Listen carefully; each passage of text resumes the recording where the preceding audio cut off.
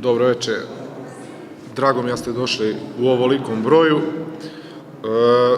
Moje ime je Vladimir Gujaničić, ja sam istoričar, tako ispred Društva istoričara Užice. Danas ćemo govoriti o jednoj, to jest Dragan će govoriti o jednoj veoma značajnoj temi. Neprekidno insistiramo na tome da se kolektivno sećanje našeg naroda pomeri sa 27. marta i Drugog svjetskog rata ka događajima koji su stvarili, rešili sudbinu Jugoslavije još 30. godina, a u čemu je naravno jugoslovenska diplomatija igrala značajnu ulogu. Kada govorimo o Jugoslaviji 30. godina, danas govorimo pre svega o 35. godini kao prelomnoj za spoljnu politiku i za okretanje za 180 stepeni od kursa koji je do tada vodio kralj Aleksandar, koji naravno nije slučajno stradao u Marseju kao ni Louis Barthou. Kada govorimo o Evropi 30. godina, naveli bismo nekoliko događaja koji su presudno uticali na ekspanziju nemačke moći, a po svemu sudeći nisu slučajni. To su ubistvo Aleksandra i Louisa Barthoua u Marseju, zatim dozvoljavanje Hitleru da obnovi opštu vojnu obavezu, remilitarizacija Rajnske oblasti, aneksija Austrije, Minhenski sporazum i predaja odbrambene linije Čehoslovačke Sudetima i aneksija Austrije pre toga. Naravno, u ovom periodu, kada govorimo o Jugoslaviji, nema onih efekata o kojima govorimo u Drugom svjetskom ratu, a to su strah od odmazde, moćna Nemačka i slične druge stvari. I ono o čemu će nam danas Dragan govoriti je koje su sve kombinacije bile politike evropskih zemalja, znači zapadnoevropskih zemalja, centralnih sila i Sovjetskog saveza i ulogu Jugoslavije u tim dešavanjima. Suprotno, da kažem, iskrivljenom kolektivnom sećanju o tome da je Jugoslavija u međuratnom periodu bila neka beznačajna država, da smo mi jadni, mali, neka zemlja ograničenog suvereniteta, Kraljevina Jugoslavija je 20. i 30. godina vodila vrlo aktivnu spoljnu politiku. Ne treba da zaboravimo da je Kraljevina Jugoslavija stvorila dva moćna saveza u odnosu na njene kapacitete, znači to je Mala Antanta i to je Balkanski pakt. Ne treba da zaboravimo i to da je kralj Aleksandar rekao prilikom stvaranja Male Antante da mi više nikada nećemo biti igračka u rukama velikih sila, da je Kraljevina Jugoslavija igrala aktivnu ulogu u, na primjer, gušenju Mađarske revolucije, smeni albanske vlade, dovođenju Zogua i tako dalje. Znači, to je sve jedna politika koja nije svojstvena nekoj maloj zemlji, već je Jugoslavija, to je Kraljevina Srba, Hrvata i Slovenaca, zatim Jugoslavija izašla daleko izvan onih okvira u kojima je delovala Kraljevina Srbija. Ova tema je svakako naravno zanimljiva. Kada pitate ljude na ulici, svako će vam reći mišljenje o 27. martu, međutim, mali broj ljudi zna da kaže, da objasni procese 30. godina, kako je to Bogoljub Jeftić pobedio na izborima, došao Milan Stojadinović, kako je to Milan Stojadinović posle pobedio na izborima pa je izbačen iz zemlje.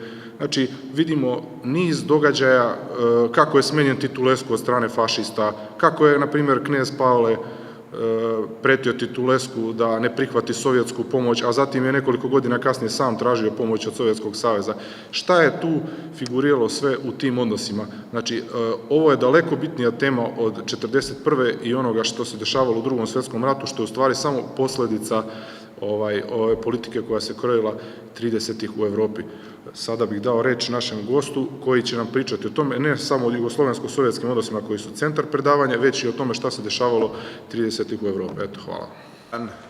Užičani, Užičanke i Užičani, drago mi je da sam danas vaš gost i mnogo puta sam prolazio kroz ovaj grad, ali nikada teškim sticajem okolnosti, kao i do juče u Pirotu, kada sam bio na tamošnjoj televiziji, nisam ovde držao neku tribinu ili javnu ili nastupao na nekom mediju, što mi je jako žao, kao što mi je drago da je to danas prvi put u ovom divnom gradu. Što volim da kažem, najsličniji mojim Hercegovcima je ovaj deo Srbije, čak i po govoru, jeli, ovde se na kartama i ekranske varijante. Naravno, ja sam rođen u Beogradu, ali računam u tom pravcu svoje poreklo. Vidite, isto prijatno sam iznenađen, gospodin Vladimir, koji treba da odbrani master, izuzetno dobro razume ove procese. I to me obhrabruje, jer vi znate, evo, vjerojatno znate da sam ja multidisciplinaran, da sam završio različite fakultete, različite magistrature, različite doktorate, da sam i istoričar i da komuniciram svakodnevno sa ljudima iz različitih sfera i imam određena utiske o njihovom znanju, geopolitičkom poimanju stvari, razumevanju problematike, utilitarizmu, naročito ovom poslednjem koji je veoma problematičan za naše stanje ukupno u zemlji, što opet nije slučajno. I izuzetno mi je drago što Vladimir, apsolutno, koji nije čitao ovu knjigu, apsolutno, sad dok smo malo posedili u restoranu i čak i ovih 5 minuta, on razume ove procese i ima izuzetno hrabrosti da o tome govori. Inače, ova knjiga o kojoj danas govorimo, Kraljevina Jugoslavija, SSR 1935-1941, je jedna od 3 prerađena toma moje druge odbranjene doktorske disertacije ovde u čistoj istorijskoj nauci. To je bilo na Filozofskom fakultetu u Novom Sadu pre 3 godine, tačno.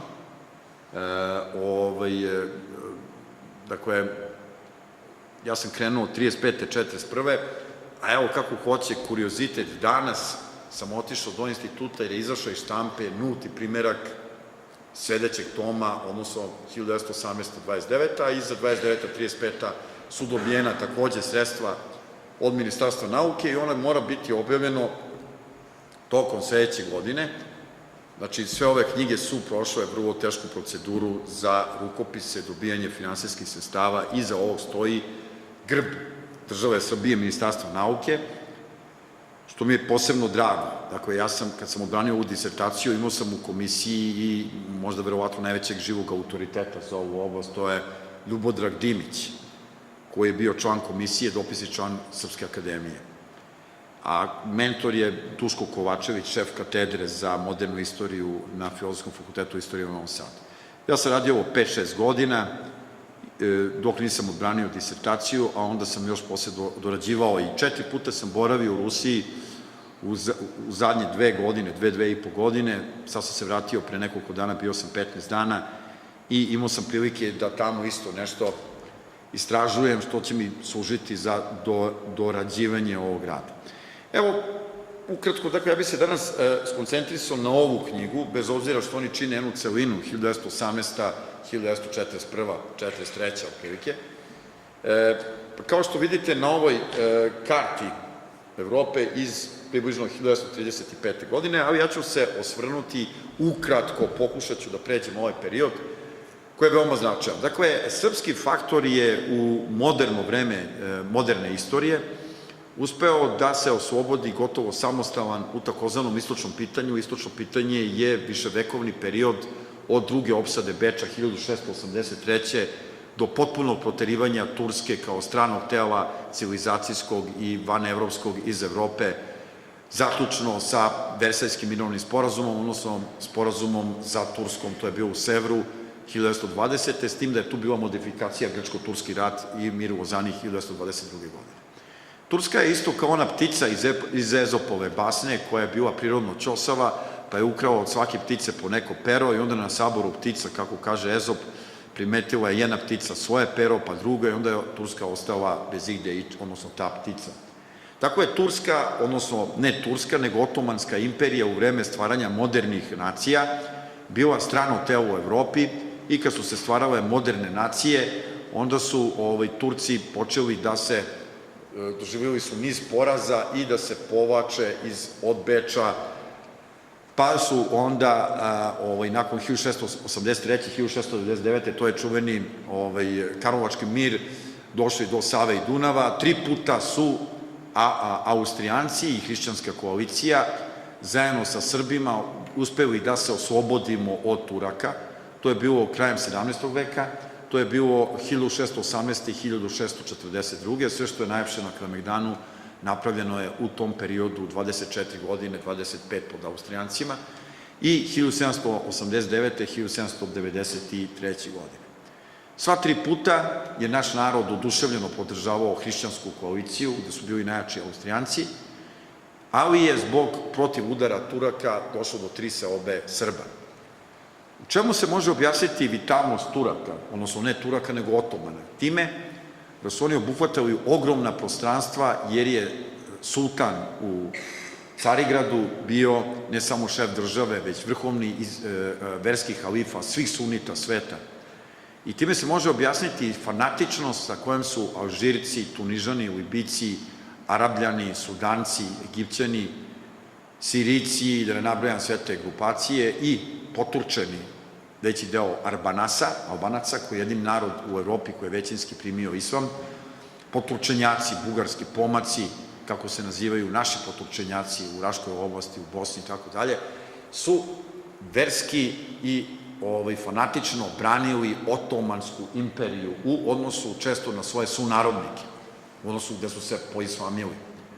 Tako je Turska uspela da se tu održi, da ne govorimo o janjičarima i tako dalje, međutim, uspeli smo se osloboditi i formirana je država koja je Srbija i Crna Gora 1913.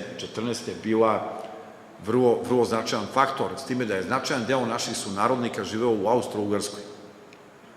U tom kontekstu Srbija i Crna Gora nisu imale motive za dalje sukobe, već da asimiluju dobijene oslobođene teritorije, pre svega Rašku oblast, Kosovo i Metohiju, Makedoniju, Severnu Crnu Goru, odnosno Vasojeviće, oblast Tuzi i tako dalje. U ruskoj historiografiji se sasvim ozbiljno razmatra da je atentat na Franca Ferdinanda, koji je bio jedan od stvari koje su uduljale svetski mir, jer su bile dva suprotstavljena bloka, Antante i centralnih sila, da je namešten od globalističkih snaga krupnog kapitala da bi se izazvao sukob gde nespremna Rusija bi bila jedna od žrtava tog sukoba, a globalisti su takve težili sukobu Nemačke i Rusije. No, to su neke teorije gde ovde nemamo vremena da se bavimo i mi se skoncentrisimo na fenomen posle 1918. gde je Rusija nedovoljno pripremljena ušla u veliki sukob, jer nije se oporavila od unutrašnje revolucije, poraza u ratu sa Japanom, u stvari koja je posledica revolucije iz 1905. godine. Rusija, dakle, iako je dala ogroman doprinos pobedi Antante, zbog pobede bolševika, dakle, isključivo zbog oktobarske revolucije, se smatrala zemnom parijom u Versajskom mirovnom sporazumu. Na taj način je srpski faktor bio onemogućen da traži veliku Srbiju, jer bez oslonca na pravoslavnu slovensku Rusiju, mi u Versaju samo sa simpatijama Francuske nismo mogli da dobijemo veliku Srbiju. To je suština, a ne ono što se piše po novinama, razni feljtoni, da su, ne znam, masoni ili pogrešne procene uticale da ne dođe do formiranja velike Srbije, već do formiranja Kraljevine Srba, Hrvata i Slovenaca. Da smo mi tada težili da dobijemo veliku, odnosno srpsku državu, mi bi mogli da računamo na Srbiju i Crnu Goru, dakle uz Makedoniju i Rašku oblast, verovatno na Vojvodinu i na Boku Kotorsku i na deo Primorja, možda do Neuma, i na veći deo Bosne i Hercegovine, možda na Osijek i Vinkovce. To bi bio maksimum maksimuma, a i to je pitanje. Međutim, kad se gleda sa ove instance, to je veliki dobitak bio za nas. I dakle, ja ne kažem da to ne bi bilo rešenje, ali ne ona velika Srbija o kojoj se govori u večernjim novostima, sve do Karlobaga, Ogulina ili do Splita, to ne bi bilo moguće iz mnogo razloga, sad nema vremena da se objašnjava, jer se uvek u srpskom faktoru, kako to kaže pokojni akademik Ekmečić, zapadne sile videle presudni uticaj Rusije. On kaže konjovodce ruske armije na topla mora. U svakom slučaju, bez Rusije i još gore sa bolševičkim vlastima u Moskvi, koji su izvršili u kratkom roku inverziju, a to govori ovaj tom koji je danas ugledao svetu dana. Inače, to je jedinstven moj poduhvat koji sam ja razbio na 3 toma, ali ćemo danas govoriti o ovoj knjizi. Dakle, da kažem nekoliko rečenica ovde. Zašto? Bolševici su izvršili inverziju ruske geopolitike. Zašto? Zato što su se nosili ideologijom svetskog svetske revolucije. Slučajno je revolucija pobedila u Rusiji. Mogla je da pobedi u Nemačkoj, Engleskoj, kako to kažu Marks i Engels. Kako je pobedila u Rusiji Trotski, delimično i Lenin, smatraju da je to lep korak ka svetskoj revoluciji, ka revoluciji u Mađarskoj, u Bavarskoj, Nemačkoj i tako dalje. Gde su izbile? Sada skratimo priču, jer nije ovo tema. Ja se nadam da ću doći sledeći put da promovišem i ovu knjigu. Dakle, u ovom periodu, pošto su boljševici ocenili svetski kapitalistički poredak kao neprijateljski, dakle versajski, znači da je pobedila Nemačka i Austro-Ugarska, njima bi glavni protivnik bila Nemačka i Austro-Ugarska. Kako je pobedila Francuska, pre svega Francuska, Britanija, Amerika su manje tu bitne, onda je ona bila naciljena kao najveći protivnik. Sada da vidimo geopolitiku Francuske i mesto Jugoslavije i srpskog faktora u tim podelama karata. Na svetskom nivou se može reći da je posle Vestfalskog mira 1648. koji je bio preteča Evropskog rata i trajao 30 godina između protestantolika, a završio se pobedama protestanata, jer je predsednik, kancelar, dakle predsednik vlade jedne katoličke sile koja je izvršila genocid nad svojim protestantima, to je bio katolički kardinal Rišelje, koji je bio u isto vreme i predsednik vlade, dakle kancelar Francuske, procenio da zbog nacionalnog državnog razloga katolička Francuska, koja je u 2 veka izvršila genocid nad svojim protestantima, od Nanskog edikta preko Vartolomejske noći do proterivanja Luja XIV. Krajem 17. veka, on je procenio da treba ući na stranu protestanata, jer ako pobede katolici, dakle pre svega Habsburška kuća, pošto ona ima izdanke u Madridu, dakle Španija, Nizozemska je njihov deo teritorije, ovamo je Habsburška monarhija, dominantna u rimsko-nemačkom prostoru, onda u tom slučaju će Francuska biti okružena i dovedena u pitanje. Raison d'etat ili državni nacionalni interes je faktor kojim će se rukovoditi zemlja u sledećim vekovima. I u tom kontekstu najveće zategnutosti odnosa u međunarodnim su bili između Velike Britanije i Rusije. Dakle, Velika Britanija je za razliku od drugih sila na kontinentu koje su sklapale kratkoročne saveze radi ovih ili onih dobitaka, pa su česti bili savezi, najčešće posle smrti nekog vladara, 7-godišnji rat, rat za polsko nasleđe i tako dalje. Ona je balansirala i, pošto je razdvojena La Manšom od ostatka Evrope, ona je izbegavala da uđe u direktne sukobe u Evropi, nego je intervenisala samo ako bi neka od sila postala toliko dominantna da bi mogla zavladati evropskim kopnom, dakle van Britanije, i na vrhuncu svoje moći poželeti da izvrši invaziju na Veliku Britaniju. Koja su to dva vladara u savremenoj novovekovnoj istoriji uspeli da zavladaju Evropom, pokušali da skrše Rusiju i da u isto vreme se iskrcaju i da ugroze britansko ostrvo? Napoleon i Hitler. Nema drugih. Dakle, ako se to sagleda, Velika Britanija je vodila jednu izolacionističku politiku okrenuta svetskim morima, kolonijama, svojoj mornarici, i to je vrlo važno da bi se razumela politika Sjedinjenih Američkih Država prema ovim prostorima, uključujući srpski faktor, jer onako kako se Engleska odnosila, tako su je preuzele kad su došle u Evropu posle Drugog svjetskog rata i Sjedinjene Američke Države. No, ako su Englezi balansirali između suprotstavljenih strana, podsticali jednu na drugu stranu, igrali jezuitske igre i pravili ratove, a da u njima ne učestvuju, ipak je postojala jedna konstanta njihovog odnosa, a to je neprijateljstvo prema Rusiji. Zašto? Rusija je gospodar evroazijskog kopna, a Engleska dominira morima. To je suprotnost između talasokratskih i kopnenih sila. Slične suprotnosti postoje između, recimo, s jedne strane kopnene sile Nemačke i sa druge strane talasokratskih sila. Francuska je na prelazu između tih odnosa. Ali kako se slon i lav ili kit i lav ne mogu sukobljavati, onda su Velika Britanija i Rusija tokom svoje istorije igrali kontradiktorne uloge. Ali u istočnom pitanju, u viševekovnom procesu oslobađanja pokorenih bliskoistočnih i balkanskih pravoslavnih hrišćana od Turske, Velika Britanija je kočila te procese jer je u vidu moderne ujedinjene srpske, grčke, bugarske države, jermenske, videla potencijalno dominaciju Rusije su široke mase ovih naroda kao pravoslavne i često slovenske i prijateljske sa Rusijom kroz istoriju smatrale Rusiju svojim najvećim saveznikom.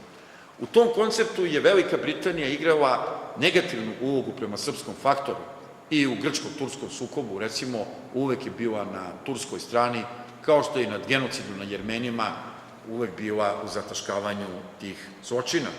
Slično možete pretpostaviti odnos NDH, srpski faktor, uvek protiv Srba. Ako znamo kakva je politika Amerike preuzela, onda shvatamo da smo mi danas poluokupirana ili meko okupirana zemlja, gde nema razvijene industrije, gde su mediji blokirani i gde marionete na vlasti provode pogrešan ekonomsko-socijalni model koji dovodi do aplaudiranja anglosaksonskih sila, ali do ozbiljnog kraha svakog od vas koji pogleda svoj novčanik i tamo realno gde živi. No, to je jedna druga tema i kao što vidimo, istorija je veoma povezana. Dakle, u ovom periodu prve decenije nakon Versajskog mirovnog ugovora, boljševičke vlasti u Rusiji su prvi put u istoriji došle do zaključka da su Srbi protivnik. Kako? Ako je najveći sukob planetarni između Rusije i Velike Britanije, odnosno anglosaksonskih sila, je posle dolazi SAD, jedan sukob u Evropi je privremeno stavio u drugi plan te suprotnosti i doveo do dva svetska rata. To je ujedinjenje Nemačke i francusko-nemački rat iz 1871. godine, koji je Francuska izgubila, oduzeto su joj Alzas i Loren i stvorena moćna Nemačka. Nemačka dugo nije mogla da se ujedini, jer je posle 30-godišnjeg rata bila razbijena na mnogo malih državica i najveće su suprotnosti bile između protestanata i katolika. Kako su protestanti dobili veliki rat iz 1648. od 8 elektorata ili velikih vojvoda rimskog nemačkog imaginarnog carstva, odnosno labave konfederacije nemačkog jezika, 5 je bilo protestantskih, a 3 su bila katolička, uključujući i Habsburgsku monarhiju, koja je nasuprot sebi imala Prusiju, najjaču protestantsku silu, naravno tu je i Saksonija i ostale, od katoličkih to je Bavarska, Vestfalija, Severna Rajna, sve ostale teritorije su protestantske, Mecklenburg, Brandenburg, Schleswig-Holstein, Šlezija, Pomeranija, Prusija, Baden, Wittenberg, više nego Baden, i Rheinplatz, gde je rođen, recimo, Marx, i tako dalje, i tako dalje. Dakle, nemačka teritorija je podeljena na većinski protestantski deo. Da se sad ne bih zaplitao, u okviru ujedinjenja nemačkog naroda postojali su istorijski dva pravca. Prvi pravac na čelu sa Prusijom, koji je težio malom nemačkom rešenju da se nemački narod ujedini oko krune Habsburga i Berlina, dakle protestantske sile, i da Habsburgska monarhija, koja je osvojila brojne narode, Čehe, Slovake, Južne Poljake, Srbe u Bosni i Hercegovini, u Vojvodini, u vojnoj granici, Hrvate, Slovence i tako dalje, Mađare, da ona ostane van ujedinjene nemačke države. Veliko rešenje su težili Habsburzi, koji su želeli da se ujedini nemački rajh u centru sa Bečom i uz pomoć pape, dakle sa katoličkim uticajem. Kako je pobedila Prusija, između ostalog ona je pobedila Austriju 1867. godine, došlo je do toga da Habsburgska monarhija ostane van ujedinjenog rajha. Kako je ona proterana iz nemačkih zemalja, a porazom u italijanskom ujedinjenju, pre svega od Francuske i Pjemonta, a i uz pomoć same Prusije, jer su recimo taj rat, da se sad ne zaplićem, istoričari vole da se nadovezuju i onda se rasplinjuju, onda je Habsburgska monarhija svoj pravac jedini ekspanzije usmerila ka Solunu, a najveća pretnja je bio srpski faktor. Zašto?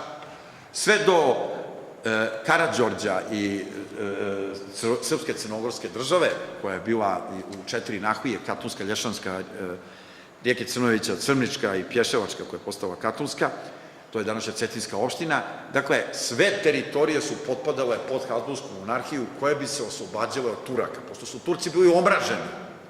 Svi su jedva čekali da odu u Austriju, Prusiju i Mletačku republiku, samo da ne budu pod Turcima.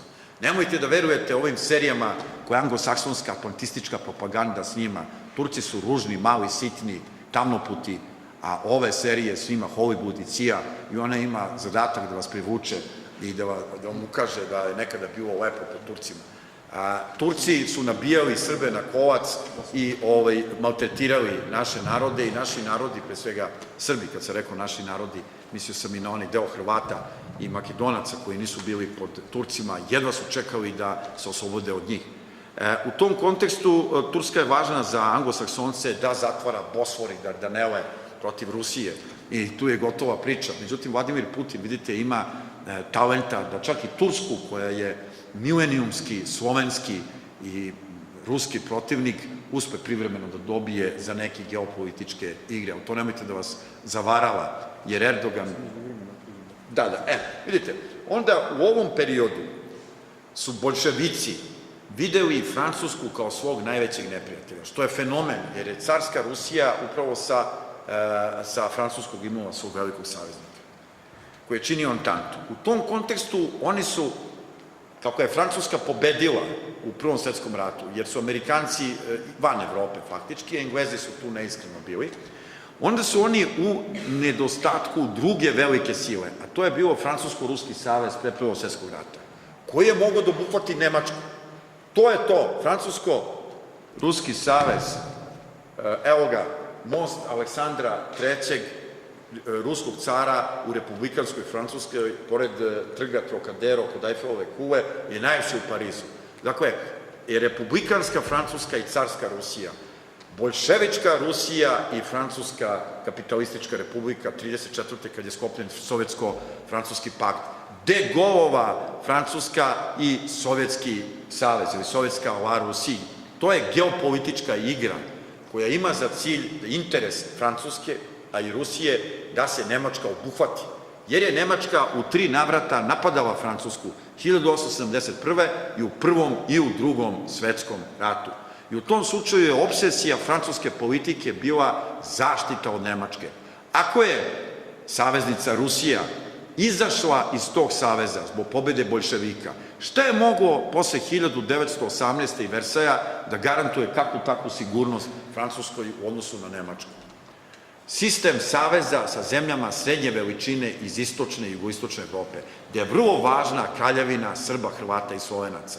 Dakle, mala Antanta, iza koje je stajala Francuska, Čehoslovačka, Rumunija i Jugoslavija, odnosno kraljevina Srba, Hrvata i Slovenaca. Kad kažem kraljevina Srba, Hrvata i Slovenaca, to je isti naziv za kraljevinu Jugoslaviju, samo je on promenjen 1931. godine sa novim ustavom. To nemojte da vas bunjuje, radi se o istoj zemlji. I Balkanska Antanta ili Balkanski savez, možete reći Antanta, opet Rumunija, Jugoslavija, nije čudo da je naša kraljica bila Marija. Rumuni, kažu, imaju 2 saveznika od suseda, jedan je Srbija, drugo je Crno more. Trećeg saveznika nemaju.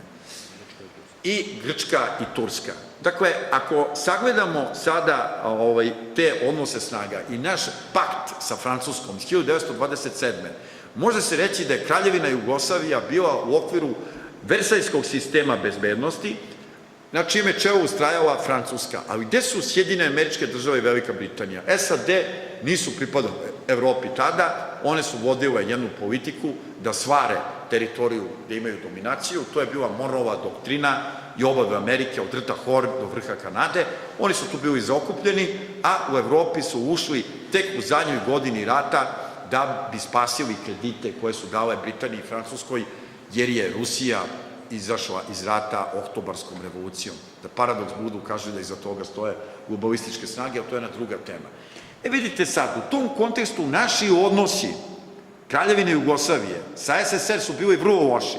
Mi smo bili jedina zemlja u Evropi koja nije uspostavila diplomatske odnose sa Sovjetskom Rusijom, što je paradoks ako imamo u vidu istoriju srpsko-ruskih odnosa. Međutim, moramo shvatiti da se kroz boljševičku Rusiju, naročito dok je na njenom čelu i uticaju bili Lenjin i naročito Trotski do 1927. godine, da su oni potpirivali Kominternu, koja je tvrdila da je cilj svetska revolucija i da je sve države u ovom prostoru kapitalističke, da su protivnici. Šta je u operacionalizaciji bilo prema Jugoslaviji?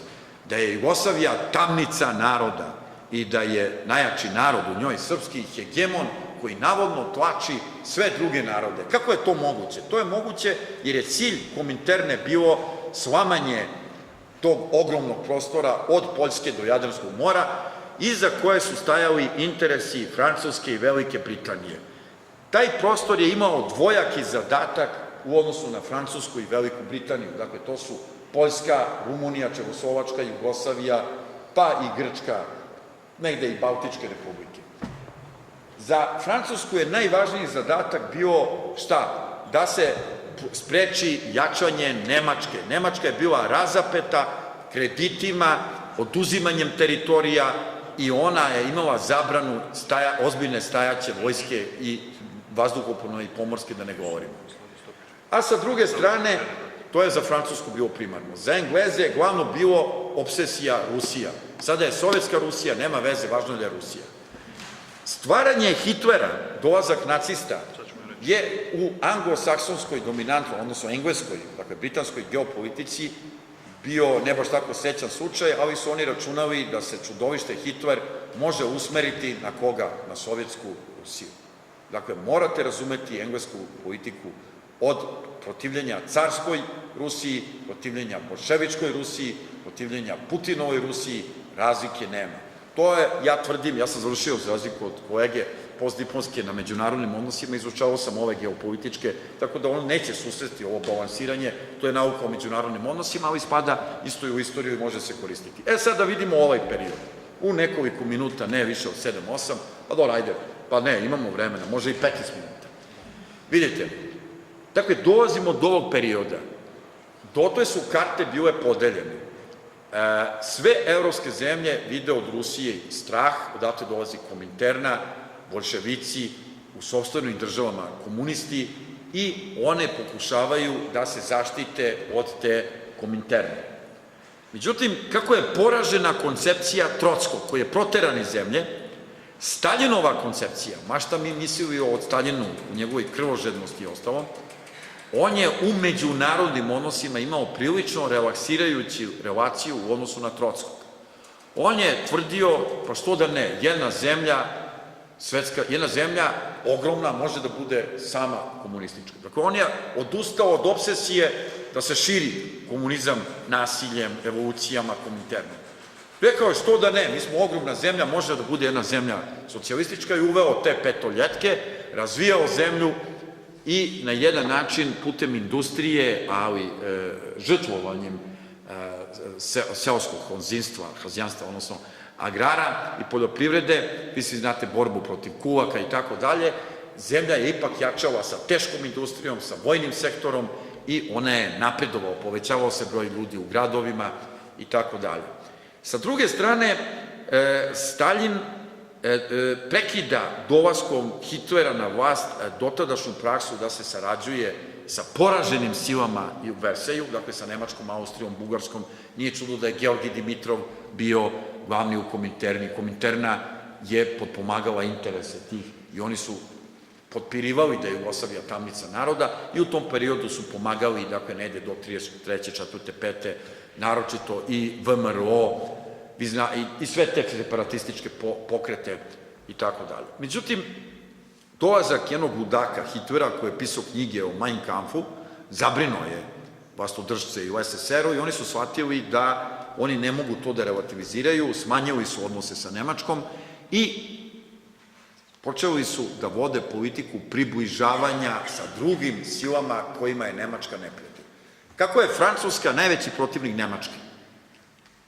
Francuska je odustala od svoje dotadašnje politike i odmah je 1934. potpisan pakt sovjetsko-francuski. To je važna prekretnica odnosa u Evropi, jer kako su mala i balkanska antanta privezak Francuske, odnosno dopuna francuskog sistema bezbednosti, otuda se verovalo da će Čehoslovačka, Jugoslavija, Rumunija, Grčka, Turska i ostale zemlje ući u taj sistem i onda je Bartu, ministar spoljnih poslova Francuske, obilazio ove zemlje za čuvenu istočnu inicijativu. Međutim, ubistvo u Marseju našeg kralja i Bartua dovelo je do jednog zapleta, a to je da je ovaj plan bio teže izvodljiv. Mala antanta, dakle, rekli smo da mi jedini nismo priznali Sovjetski savez. Čak su Čehoslovačka i Rumunija priznale Sovjetski savez, ali to nije uradila Jugoslavija, iako smo bili u onoj vrsti gotovo konfederacije. Mi smo imali čak i fudbalsko prvenstvo, što se malo zna, dopunski deo igrao se između rumunskih, čehoslovačkih i jugoslovenskih za super titulu. To je malo poznato, mi smo bili u jednoj vrsti konfederacije sa Čehoslovačkom i Rumunijom tih godina. I posle ubistva kralja Aleksandra dolazi do neverovatnog zapleta u jugoslovenskoj politici.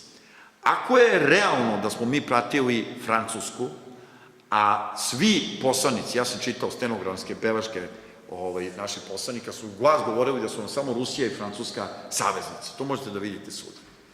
Onda je nekako bilo jasno da ako je najzad Francuska napravila pakt sa Sovjetskom Rusijom, da će sada široke mase da to podrže. Nemojte zaboraviti, nisu ubijeni Aleksandar Obrenović i Maši, nisu ubijeni zbog ovog ili onoga, već je bio Francusko-Ruski savez i široke mase i elita su bile za Francusku i Rusiju. To je glavni razlog, znate. I bio je proteran mitropolit Mihajlo i Nikola Pašić je morao da beži u Rusiju, u Bugarsku i tako da. Dakle, sada je bilo jasno, međutim ne. Ko je došao da vlada? Knez Pavle i Milan Stojadinović. Oni su bez sumnje bili bliski kome? Ko je gurao Hitlera na Sovjetsku Rusiju? Ko je blokirao vrlo moćan sistem klipova koji se zvao Versajski mirovni sporazum? Ko je onemogućavao Hitlera da ima oklopne trupe, da ima avijaciju, da ima obavezan vojni rok, koji je smeo da ima samo 100.000 vojnika i 2-3 obavska velika bojna broda, dakle da nema armiju. Ko mu je omogućio da pregazi, da ne plaća više ostatke reparacija, mada su one već dotle bile dobrim delom obustavljene. Ko mu je omogućio veliku industrijski procvat i veliki kapital koji je to ušao? Anglosaksonske sile, pre svega krupan kapital i sama Velika Britanija. U tome su prednjačili određeni političari, Neville Chamberlain, predsednik vlade, Lord Halifax, uglavnom ministar spoljnih poslova i interesantan Neville Henderson, koji je bio ambasador Velike Britanije u Beogradu, blizak prijatelj kneza Pavla i Stojadinovića, a posle toga i ambasador Velike Britanije u Berlinu i prijatelj Hitlera. Njihov je cilj bio da se Francuska destimuliše da nastavi objedinjavanje sa Sovjetskom Rusijom. Svima je jasno, kad pogledate kartu Evrope, da su Francuska sa ovim sistemom saveza i Sovjetska Rusija lako mogle da blokiraju Hitlera, koji nije imao ni Austriju, ni Sudetsku oblast, nije imao ni Sarsku oblast, ni Rajnu, oni su bili pod međunarodnim blokadom, okupacijom. I Hitler je uz pomoć Engleske uspeo da jedno po jedno skrši ove prepreke i da naraste do nivoa čudovišta. Kada su u poslednjem trenutku, 1938. Sovjeti i Francuzi odlučili da se ispreče, otputovao je Chamberlain na noge Hitleru u Minhen, ponudio rasparčavanje Čehoslovačke, što je tražio. Oni su se lako dogovorili, izolovana je bila Sovjetska Rusija, koja je imala pakt sa Francuskom, koja je žalosno u tome učestvovala, i rasparčana je Čehoslovačka. Čim su oni uzeli Sudete, to je bio tvrđavski sistem, oni su marširali za 5 meseci u celu Češku. Što je u stvari početak drugog svetskog rata. I glupim Poljacima dali deo Češke, Tješijsku oblast, da bi samo nekoliko meseci, dakle, Poljaci su učestvovali u sahranjivanju i rasparčavanju srodne Čehoslovačke, da bi uskoro Hitler njima isporučio ultimatum da predaju Dancing. Dakle, da vidimo u tom kontekstu, ja sam ispričao sad u 6-7 minuta naše, ajde, pa može, Bog me, i 12 minuta da bude do 6, ajde, jer smo krenuli u 6 i 5 i 15, pa eto, da to ipak bude jedan školski čas, moje izlaganje, ovakvog jednog velikog prostora. Vidite, na unutrašnjem planu, od 35. do 41. dakle, ubistvo kralja Aleksandra je velika zagonetka. To je velika raskrsnica Evrope, tadašnje istorije. Dakle, on je veoma bitan jer je rumunski ministar spoljnih poslova Titu Lesku napravio dogovor sa Sovjetskim savezom, uspeo da uspostave diplomatske odnose i olabave protivrečnosti, jer su boljševici, pa i posle Staljin, priznali i zbog ideologije boljševizma sve te nezavisne teritorije, Estoniju, Letoniju, Litvaniju, dali su Turcima koji su izvršili genocide na Jermenima, Kars, oblast Jermena koji žive u Rusiji, odnosno u Sovjetskoj Rusiji, dali su mnoge teritorije, ali nisu hteli da priznaju Besarabiju. I Rumuni su imali problem sa, evo ja slučajno nosim iz Rusije poklon jednog Moldavca iz Moldavije o rusko odnosima, postoje Moldavci koji su apsolutno proruski, koji imaju identitet proruski. On se zove, recimo, Babiunga, sutra je Moldavac, Roman, a on se osjeća proruskim. Ne želi da prizna Rumuniju, to je jedna druga priča, oni smatraju Moldavci, pošto je Rumunija sastavljena od Vlaha i Moldavaca, jedan deo Moldavaca smatra da oni su separatna nacija, naročito ovi u Besarabiji, i da oni žele sami da žive, da nemaju sa Vlasima ništa, i da, pošto oni pišu ćirilicom, bliski su Rusima, da Rusi treba da žive sa Rusima. To je ta podela u Tiraspolju i to je te snage pola u Moldaviji koje nisu da se ujedine sa Rumunijom, sa NATO paktom i tako dalje. Dakle, Besarabija nisu dali Moskva Besarabiju i ona je smatrala da je to oteta teritorija, jer u Besarabiji bilo oko 40% Rusa i Ukrajinaca, a od ovih Moldavaca veći deo je proruski. Nema nijednog Rumuna koji bi se prihvatio Rumunom, jer Rumun je fenomen ujedinjenjem Vlaške Moldavije. Dobro, ja sam prijatelj s Rumunima, pa sad da im ne negiram to. Vidite, Titulesku i Čehoslovačka, odnosno Beneš, su radili kontra Stojadinovića i kneza Pavla, koji su... To je Stojadinović i knez Pavla su radili kontra njih. Tako, to je bolji izraz, apsolutno bolji izraz. Dakle, ovi su tražili, što je prirodno, pošto su u paktu sa Francuskom, da sad kad je Francuska u paktu sa Sovjetskom Rusijom, da se pridruže protiv Nemačke i revizionističkih sila i da brane status quo. Međutim, knez Pavlo i Stojadinović su za račun, imate mnogo slika kraljice Elizabete kad je bila mala, da je pozdravljala sa Heil Hitler i zaista to je nedovoljno istraženo prostor jedan, dakle, mnogo se istisira na paktu Ribbentrop-Molotov, dakle, to jeste tačno, ali se ove godine zanemaruju. Dakle, Stalin je u tim godinama ušao u društvo naroda. Društvo naroda su bile tadašnje Ujedinjene nacije. A Hitler je izašao. Dakle, Nemačka izlazi iz društva naroda. To je tadašnje Ujedinjene nacije. A Sovjetska Rusija ulazi. I paradoks da Sovjetska Rusija sada postaje branilac Versaja. Zašto? Zbog svoje bezbednosti. Kakav preokret.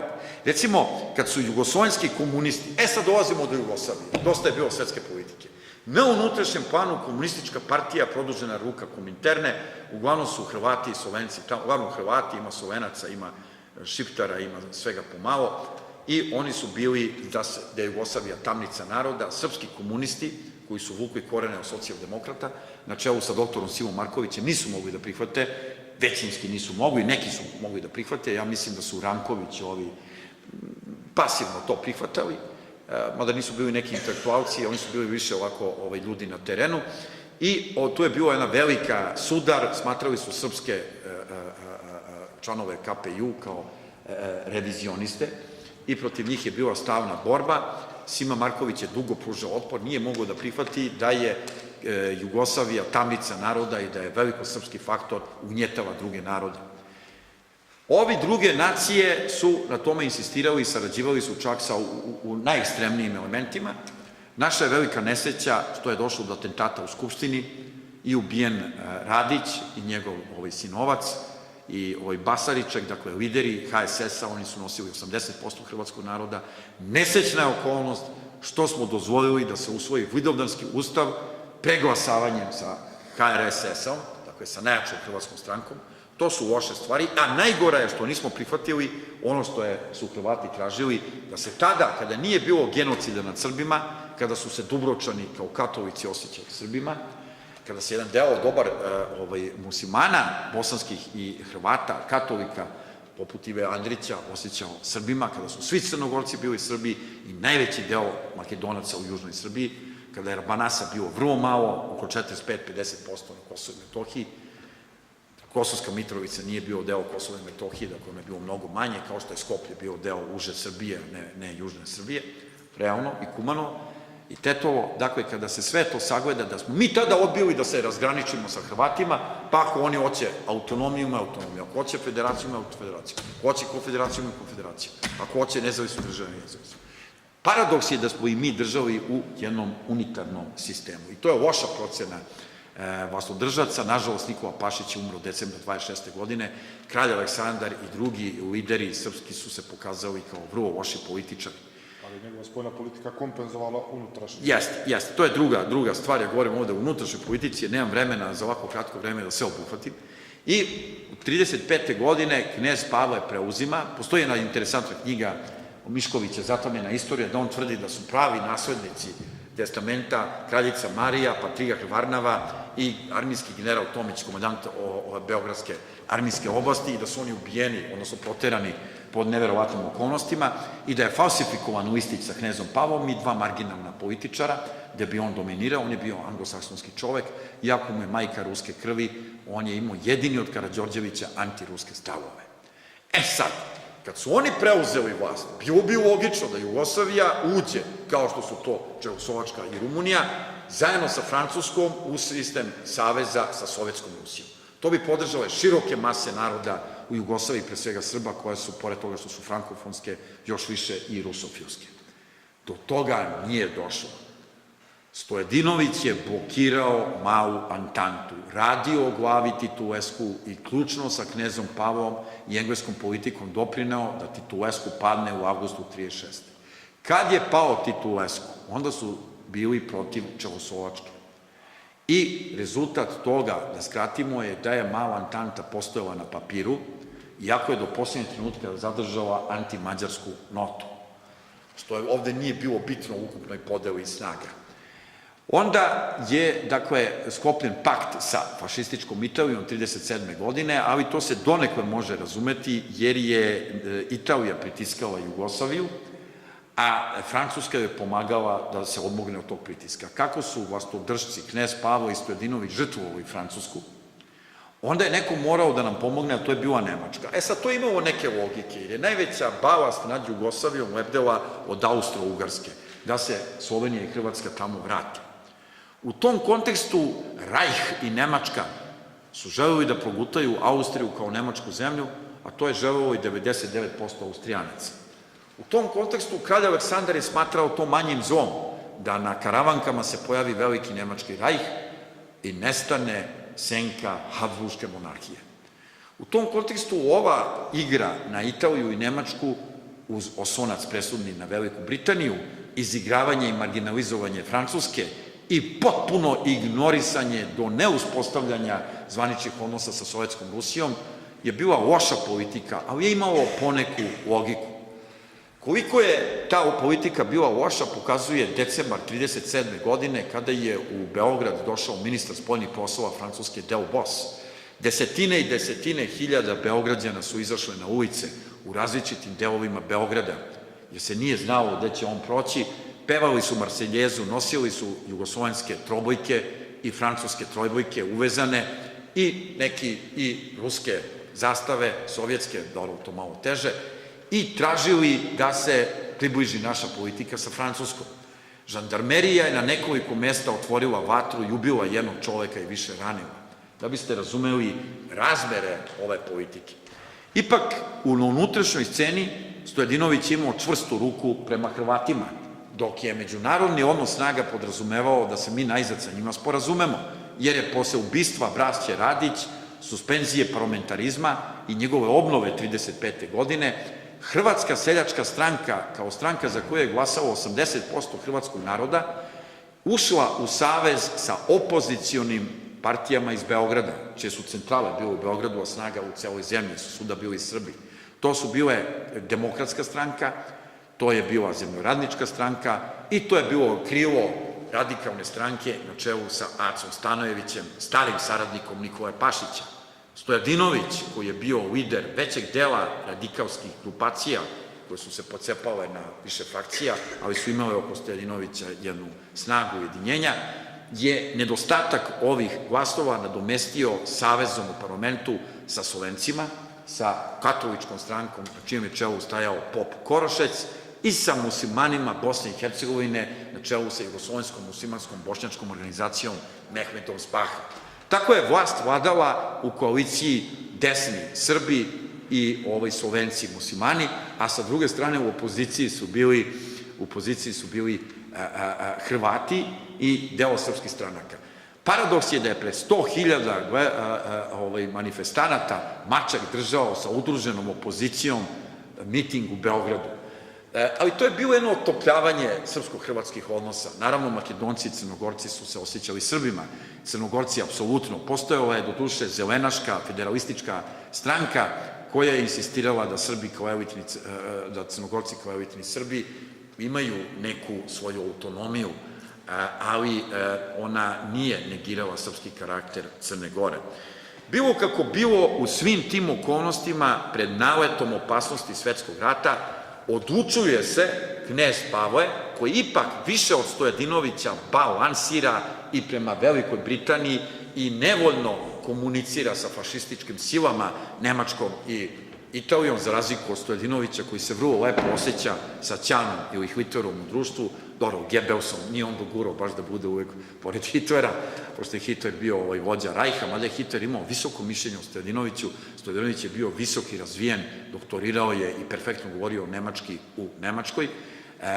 Stojadinović se zalagao za korporativno uređenje države, slično, to nije fašizam, ali je jedna vrsta oslonca na struku, jeli, i on je bio desničar, dakle, bile su njegove snage koje su zelene košulje, koje bi neko i ekstremno mogao videti kao neku personifikaciju, ne znam, Hortijevaca, jeste, onda Kodreanu, Rumuniji, ekstremne desnice. I iako je Stojadinović dobio izbore i 1938. godine, njega poziva, to je bilo krajem 1938. ako se ne varam, njega poziva knez Pavle da da ostavku i ne formira vladu. Vladu je dao da formira drugi lider, to je bio iz Niša, provincijski političar Cvetković, koji se dogovorio, Dragiša, sa Mačekom o preuređenju Jugoslavije nekoliko dana pre nego što će izbiti Drugi svetski rat. To je bio krajem avgusta 1939. godine. Zašto je knez Pavle prihvatio stvari koje su ranije odbijali? Prvo, da se napravi razgraničenje unutrašnje sa Hrvatima i u to u trenucima mnogo težim za srpski faktor nego u ranijim decenijama, kada je bio versajski sistem u Evropi i naša saveznica Francuska mnogo jača. Zato što je to bilo iznuđeno, jer su Hrvati većinski germanofili. Naravno, poznato je da su Hrvati očekivali austro-ugarskog cara u 100.000 i sa cvećem u Zagrebu nad vojvodu Ferdinanda, koji je želeo da preuredi carstvo na 3 dela, dakle, Austrije, Ugarska i Jugoslavija sa centrom u Zagrebu. I to je bila kontraudar austro-ugarske politike na privlačnost dve srpske države, Srbije i Crne Gore, koje su pored okupljanja srpskog naroda posle 1913. i nestanka ostataka Turske na Balkanu, dakle, Južne Srbije, Kosovo i Metohije, izlaza iz kadra koji su morali da vrate, i ovamo na srpske zemlje bilo je onda i rešenje da se i Hrvati sa nama ujedine, pa možda čak i Slovenci. No, sa druge strane, Hrvati su dočekivali cvećem kralja Aleksandra i kraljicu Mariju sa neviđenim emocijama, kao što možete vidjeti 34. u oktobru, kada je prošao Lafet sa njegovim kovčegom, ogroman broj Zagrebčana ga je dočekao sa pijetetom. Zagrebčani su dočekali Hitlera sa cvećem, odnosno, mislim da Hitler nikad nije bio u Zagrebu, Hitler je došao u Maribor, ali su nacisti došli 10. travnja u Zagreb i bili su dočekani cvećem, a sa cvećem su dočekani 8. maja NOB. Mnogi kao bivši domobrani preobučeni u uniforme 4. armijske oblasti Jugoslovenske narodne armije. Bilo kako bilo, u tim okolnostima knez Pavle sugeriše Cvetkoviću da žrtvuje mnoge sporne teritorije, jer su dotle, faktički, Jugoslavija je bila preuređena na banovine, Slovenačka je bila Dravska, a Hrvatske su bile dve banovine. Savska, dakle Slavonija i Zagorje, kontinentalna Hrvatska i Primorska. A sve ostale su bile srpske. Dakle, Vardarska, Vrbaska, Dunavska, Drinska, Zecka. Zecka je, recimo, obuhvatala Crnu Goru, istočnu Hercegovinu, Primorje sve do Ploča, sa Neumom, Dubrovnikom, Cavtatom, Pelješcem, Mljetom. To je se bila Zecka banovina na čelu na Cetinju. A, recimo, i uprava grada Beograda. Sad, 4 smo teritorije žrtvovali krajem avgusta, koje su srpske. U odnosu na ovo. Dali smo im još 4 teritorije. U stvari treba reći samo da ovde kada se raspala Mala Antanta, kada je podeljena Čehoslovačka, Rumunija izgubila deo naseljen Mađarima i Jugoslavija isto počela da se dezintegriše po istom šablonu, kada je nestao taj kolektivni sistem bezbednosti. To jest, ti rušilački elementi unutar zemlje su praktično dobili Da, ovo je bilo interno, dok je Rumunija morala da žrtvuje teritorije u odnosu na susedne, to je čuvena prva i druga Bečka arbitraža, i Jugoslavija se unutra podelila. Dakle, mi smo odbijali Hrvatima da damo razgraničenje, kada je to nama mnogo više odgovaralo, od 1918. do 1939. Jer je bio mir u Evropi i mi smo bili jači faktor. A kada je Nemačka došla na karavanke i kada je većina Hrvata kao germanofila pretila da uznemiri mir i dovede se u pitanje opstanak Jugoslavije, onda smo mi dali 4 teritorije, dali smo Dubrovačku regiju sa Neumom, sve do Prevlake. I to su Hrvati tada dobili prvi put u svojoj istoriji. Moram da vam kažem da su svi Dubročani koji govore i jekavsti isto kao Užičani, dakle to se ne zna dovoljno, oni govore srpskim govorim jezikom, iako su većinski katolici, da su se dotle osjećali ogromnom većinom Srbija.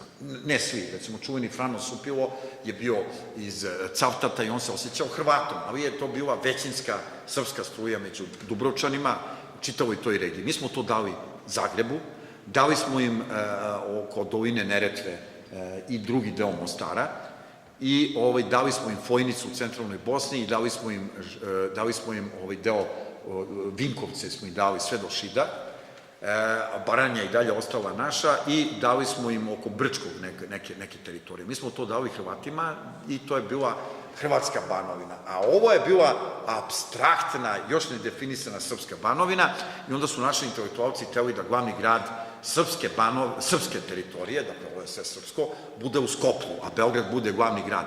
Međutim, svetski rat je to prekinuo. E sad, ako imamo to u vidu, knez Pavle, pošto je rešio unutrašnje pitanje tako kako je, tek da Hrvati ne podignu ustanak, vrlo je značajno reći da je Kominterna do 1935. godine imala stanovište da je Jugoslavija tamnica naroda sa velikosrpskom hegemonijom. Kada je bila 5. kongres Kominterne u Moskvi, nastupila je nova politika nakon zaokreta sovjetske politike, a Kominterna je uvek kasnila za sovjetskom Rusijom, iako je bila pod njenim pokroviteljstvom. Tako na toj kongres dolaze jugoslovenski komunisti na čelu sa Gorkićem i Šmitom i govore da je Jugoslavija pod fašističkim režimom velikosrpske hegemonije, dok ih zbunjeni ruske kolege iz Kominterne ubeđuju da je srpski narod izuzetno važan protiv nastupajuće borbe protiv Hitlera. Tada dolazi do čistki, Kominterna je likvidirala dobar deo tih komunista, ubili su Gorkića, Šmita i ostale, i tada dolazi do izražaja jedan čovek koga glumi, jedan inače simpatičan čovek iz kafana i dela ove naše sredine, Bjelogrlić, dakle Josip Broz Tito, koji je, zamislite, tako prevrtljiv, prihvatio novu ideologiju Kominterne, da Srbi nisu tako loši, ali je u duši zadržao te neke osnove i onda je rekao, drugovi, mi moramo stajati na odbrani od fašizma i tako dalje i tako dalje. Jugoslavija je, dakle, počela da menja i svoju komunističku partiju, jer je, pošto je srpski narod glavni u odbrani od Nemaca i fašizma, onda su tada u komunističku partiju Jugoslavije masovno primani Srbi, jer je dotle bilo uverenje da je Jugoslavija velikosrpska tvorevina, tamnica naroda, i malo je Srba bilo među komunistima, a u tom periodu mnogi, recimo u Španiji, Blagoje Parović i ostali su bili Srbi. Postoji legenda da je Blagoje Parović ne samo ubijen od jugoslovenskih komunista, već i od samog Tita, ali da ne ulazimo u to, jer da je on trebao da bude ili Petko Miletić, novi lider, neko od Srba. Tito je na vreme udaljio i Rankovića kada je trebao i zaista je pokazao neverovatnu vitalnost i jezuitsku snalažljivost u tim unutrašnjim političkim borbama, uključujući onaj posle Drugog svjetskog rata. Bilo kako bilo, Jugoslavija najzad uspostavlja diplomatske odnose sa SSR-om. Zašto? Kad je počeo Drugi svetski rat, bilo je jasno da između dva suprotstavljena bloka, a Staljin je u poslednjem trenutku džiu-džicom, jer su oni usmeravali Hitlera na njega, s paktom Ribbentrop-Molotov sprečio da rat izbije tu i da Hitler se okrene prema Britaniji i Francuskoj i da faktički dobije 2 godine, gde je povratio dobar deo teritorija izgubljen u unutrašnjem građanskom ratu i stranoj intervenciji. Vi kad uporedite mapu Evrope iz 35. i mapu Evrope iz 40. vidjet ćete ogromne promene. Dakle, finsko-sovjetski rat koji je trajao nekoliko meseci je prolongirao uspostavljanje diplomatskih odnosa između Kraljevine Jugoslavije i SSR-a. Najzad dolazi do uspostavljanja trgovačkih sporazuma aprila 40. a onda kuriozitet posle kapitulacije Francuske juna 40. mi uspostavljamo tek tada, poslednji u Evropi, diplomatske odnose sa Sovjetskom Rusijom. To je neprirodno, nelogično. Ako se zna da su Rusi imali, odnosno Sovjetski savez imao veliki uticaj u tim podelama karata, i to govori o indoktrinaciji koju je vladajući deo elite imao od anglosaksonskih centara moći. Međutim, i u Britaniji se menjaju odnosi za vreme rata i jednu pronemačku, izrazito antirusku i antisovjetsku garnituru sa Chamberlainom, to je onaj bubuljičavi prkrti gospodin u 80. godina koji sa kišobranom leti avionom u Minhen i moli Hitlera u septembru 1938. godine da rasparča Čehoslovačku, a ovaj upravo želi da rasparča Čehoslovačku. On je smenjen i došao je na vlast Winston Churchill. Znači, ovdje treba samo pomenuti, a to je vrlo zanimljivo, da je na glasanju u parlamentu Chamberlain opet dobio Churchilla, i to sa 81 glas razlike. Znači, po meni se tu radilo u nekoj unutrašnjoj rotaciji spoljne politike i korigovanju, jer Chamberlain je naravno rekao da nije dobio dovoljno podrške, iako je jasno bilo da je on opet izvan. To znači da je veći deo britanskog parlamenta podržavao isti kurs popuštanja Nemačkoj, kao što je radio do tada. To dovoljno govori o britanskom parlamentu i lordovima njihovi, tako da aristokrati. Da, ali moramo reći istine radi da je Anthony Eden, ministar spoljnih poslova Velike Britanije, koji je bio nenaklonjen toj politici, smenjen, ja mislim, 37. godine i da je on bio protagonista antinemačke politike i politike osovine sa Francuskom i razumevanja sa Sovjetskom Rusijom. Tako da nije ni britanska politika bila tako unisona.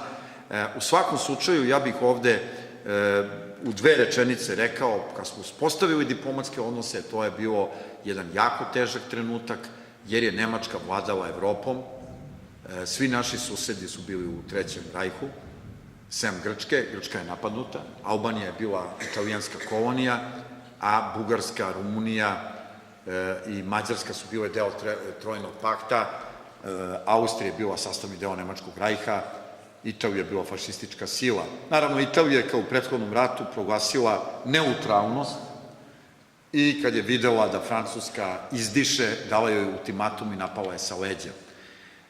Dakle, u svakom slučaju, u tom periodu do 6. aprila 1941. godine, Sovjetski savez nije bio u situaciji, slavno u svojoj politici, da dobije na vremenu u odnosu na Hitlera, jer je radio na jačanju svoje industrije i vojnih kapaciteta i svaki dan je želeo da ostane van rata što duže, a Jugoslavija je bila u velikom strahu od Nemačke i vi znate da je lavirala. Dakle, ako možemo da kritikujemo kneza Pavla za njegovu politiku spoljnu u periodu do negde 39. moramo da priznamo da od tada on vodi jednu vrlo umerenu politiku da izbegne svetski sukob i na tome mu treba čestitati. Mislim, na tom delu. Tako da se ne može reći da on bio nemački agent. On je pokušao da izbegne do poslednjeg trenutka Trojni pakt. Kada se došlo u takav situaciju, pošto je Francuska kapitulirala, Engleska bila slaba i na kolenima, a Sovjetska Rusija van rata i Amerika, onda su oni potpisali nešto 25. marta 1941. godine, što nije bilo ulazak direktno u Trojni pakt, ali bilo određene vezivanje, jer Nemačka nije mogla da ide dalje, da napadne Grčku i tako dalje, i naravno operacija Barbarossa, a da nema barem neki sporazum sa Jugoslavijom, imajući ranija iskustva. Da mi tada nismo ušli u rat, Hitler bi napao Sovjetsku Rusiju i onda bi dobio po nosu i kada se povlači, mi smo mogli da biramo trenutak da uđemo u rat, oni nas ne bi verovatno napali, mada se nikad sa njim ne zna, ali kažem, on je posle napada na Sovjetski savez, naročito posle 7. decembra ulaska Amerike u rat, imao vodu u ušima i ne verujem da bi imao toliko snaga da ih razbacuje. Glavni razlog zašto je Hitler uopšte čačkao Jugoslaviju jeste neuspeo napad Mussolinija na Grčku, koji je bez konsultacija sa Hitlerom napao Grčku u oktobru 40. i doživeo težak poraz, proteran iz Grčke, izgubio Južnu Albaniju i Hitler nije mogao da ide na Sovjetsku Rusiju, a da ne reši Čir Grčke, jer su se u Grčku iskrcale ekspedicioni britanski korpus i on je to morao da reši. Dakle, posle kapitulacije uoči napada 6. aprila, potpisan je 5. aprila sporazum između SSR-a i Jugoslavije, koji ima jedan politički karakter o našoj pomoći od strane SSR-a, što znate, već je Jugoslavija ujutru bila napadnuta. Moram da kažem, istini za volju, da je Sovjetska Rusija toliko cvikala od Nemačke i krala vreme da je ne napadne, da je prekinula diplomatske odnose jednostrano sa Jugoslavijom. Moram da se ispravim, to nije bilo baš tako. Oni su saopštili našem poslaniku, to se zvao poslanik, nemojte da se zbuni, ambasador se zvao poslanik, ali to je u stvari ambasador, Gavriloviću, da će se njegov status nešto spustiti. Na šta je on odbio i tako dalje. Dakle, oni su to uradili da bi što manje izazivali Hitlera i dobili na vremenu, ali su otišli sa jednim izuzetno nekorektnim potezom daleko dalje, to je bilo u maju mesecu, kada su uspostavili diplomatske odnose sa nezavisnom državom Hrvatskom. Već posle nekoliko nedelja, kada je napadnut Sovjetska Rusija od Nemačke, naš ambasador nije otputovao dalje od Turske, vratio se nazad, na šta se složila vlada u Londonu, naravno oni su objavili rat NDH i mi smo imali za saveznike Sovjetsku Rusiju. Eto, to je ova knjiga, za koju sam ja uzeo malo širi uvod i obrazloženje, ali mislim da bi bilo suviše suvoparno, a verovatno u dobrom delu sali nerazumljivo, da sam odmah počeo da izlažem hronologiju 35. 41. Hvala.